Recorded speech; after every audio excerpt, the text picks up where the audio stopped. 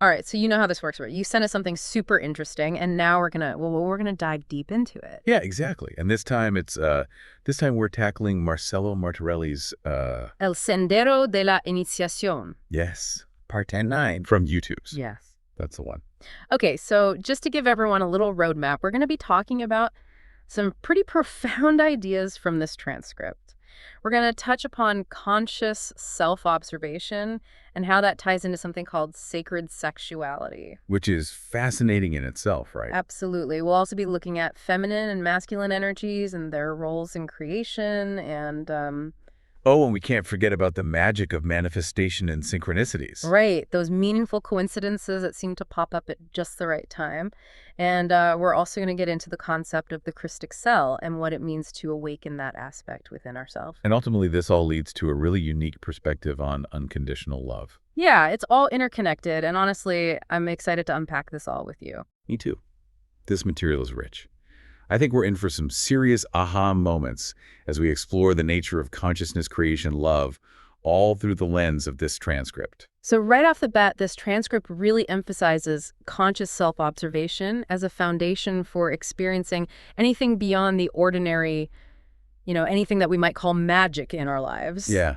It's a pretty bold statement. Yeah. So how does simply paying attention to ourselves open the door to those kinds of extraordinary experiences? Yeah, that's the question, isn't it? Well, the idea here is that conscious awareness helps us connect with this deeper part of ourselves. It's like tuning into a frequency that's always been there. Like a radio wave, you just need to adjust to the right station. Precisely. And through this connection, we start to experience insights and revelations we might not have had access to before. I see. And then, building on this foundation of self-awareness, the discussion moves into the concept of consciously transmuting sexual energy, what the source refers to as magic sexuality, or sometimes sacred sexuality. Sacred sexuality, that definitely suggests something more than just the physical act, right? So how does it become sacred in this context? It's about shifting our perspective from viewing intimacy as solely physical to recognizing it as this dynamic interplay of forces within us. Forces that are actually fundamental to creation itself.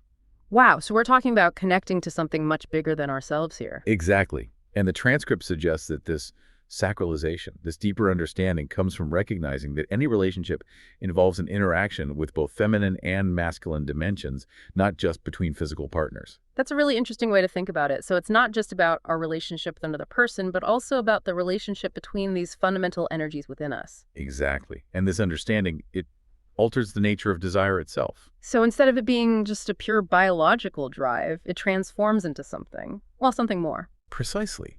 It becomes refined, almost like this raw material being alchemically transformed into something much more valuable. The transcript describes it as a longing for sublimation, a conscious redirection of that energy towards a higher purpose.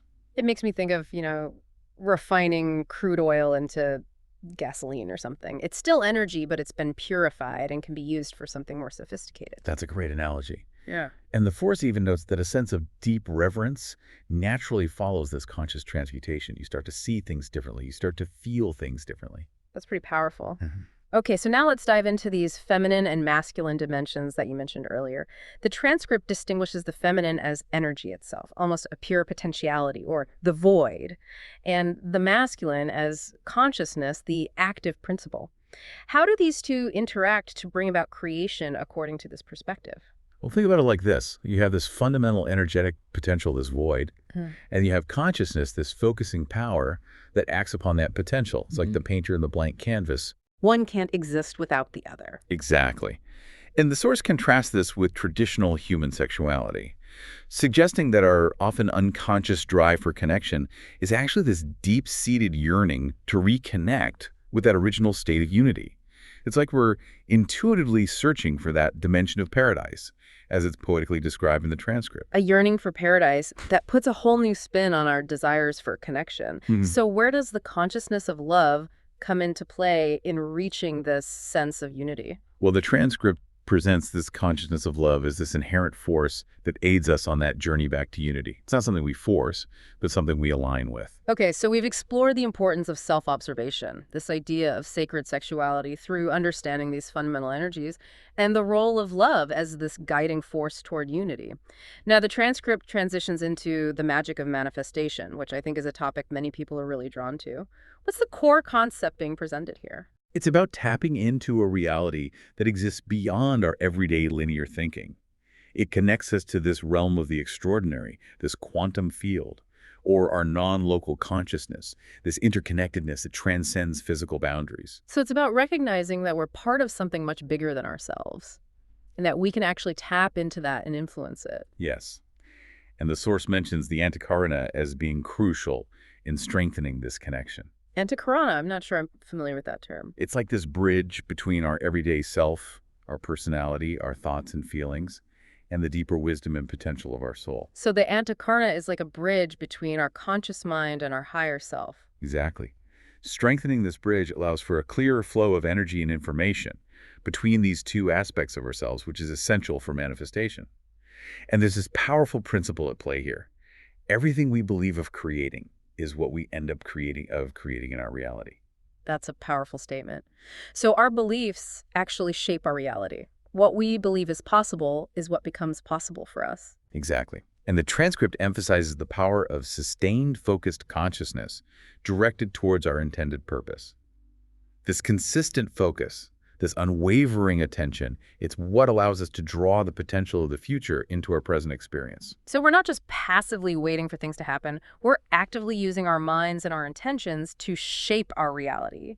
And the source also mentions creative visualization. Where does that fit into the process? Creative visualization is like a tool to reveal the quantum potential that already exists. And this potential, it manifests non-linearly, meaning it's not restricted by our typical understanding of time and space. So it's not a step-by-step process that unfolds over time in the way we usually think about it. Right. Imagine you're trying to find a specific grain of sand on a beach. The linear way would be to look at each one individually, one after the other. But quantum potential is more like the entire beach already containing all possibilities.